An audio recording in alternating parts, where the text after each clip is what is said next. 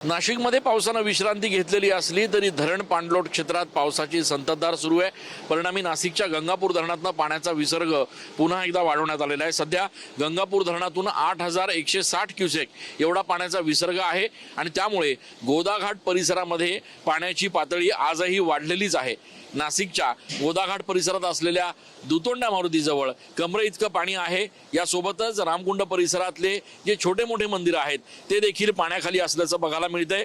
नाशिकमध्ये जरी पाऊस नसला तरी पाणलोट क्षेत्रात पाऊस सुरू आहे आणि त्यामुळे दारणासह इतर जिल्ह्यातले जे धरण आहेत त्यांच्यातनं सुद्धा कमी जास्त प्रमाणात पाण्याचा विसर्ग सुरू आहे। रामकुंड आणि गोदाघाट परिसरात येणाऱ्या भाविकांना रोखण्यासाठी सुरक्षा रक्षक तैनात करण्यात आलेले आहेत आणि यासोबतच पुढचे 2 ते 3 दिवस जे आहेत ते नाशिकमध्ये येलो अलर्ट घोषित करण्यात आलेला आहे। त्यामुळे सगळ्या यंत्रणा आता हाय अलर्टवर असल्याचं बघायला मिळतंय।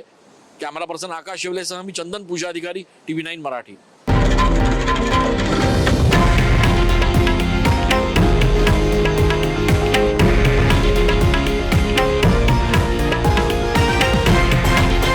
हे आहे देशातील नंबर 1 न्यूज नेटवर्क आणि आपण पाहत आहात TV9 मराठी, एकमेव।